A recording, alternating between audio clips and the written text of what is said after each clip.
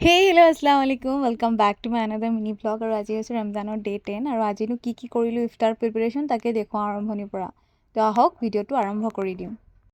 বাৰু বলকচোন আজি মানে এটা স্পেচিয়েল ৰেচিপি বনাম তো তাৰে ৰেচিপিৰ কাৰণে কি সামগ্ৰী লাগে আগত লৈ আহোঁগৈ তাৰপিছতহে গম পাব কি বনাম নহয় তাৰপৰা মই মোৰ বাচন্তিলৈ ওলাই গ'লোঁ দোকানলৈ বস্তু কেইটামান আনিবলৈ আৰু এয়া ৰাস্তাতে মোৰ পেট্ৰল শেষ হৈ থাকিলে তাৰপিছত এই দাদাজনক মায়ে দি পঠিয়ালে পেট্ৰল ভৰালোঁ আহিলোঁ তাৰপৰা ঘৰলৈ আহি পিনি আচৰ নামাজ পঢ়ি পিনি লাগি গ'লোঁ প্ৰথমতে ক্ষীৰটো ৰেডি কৰিবলৈ ক্ষীৰটো প্ৰথমতে বহাই দিলোঁ ক্ষীৰটো বেছিক আৰু এইবোৰ জানেই চাগে চবে নহয় জানো বাকী বনোৱা প্ৰচেছটো অলপ দেখুৱাই দিছোঁ আৰু এইফালে মায়ে ক্ষীৰ বনাই আছে দেই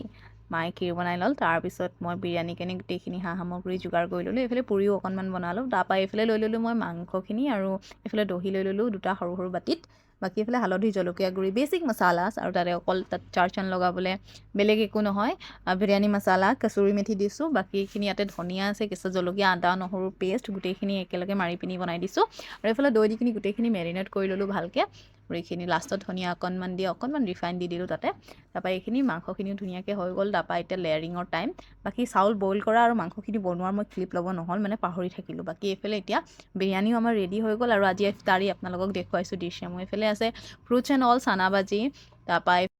বাৰু আপোনালোকৰ ৰমাদান মাহটো কেনেকৈ চলি আছে কমেণ্টত জনাব আজিলৈ ইয়াতে সামৰিছোঁ ভিডিঅ'টো আশা কৰোঁ আপোনালোকে চাই ভাল পালে নেক্সট ভিডিঅ'ত লগ পাম আজিলৈ বাই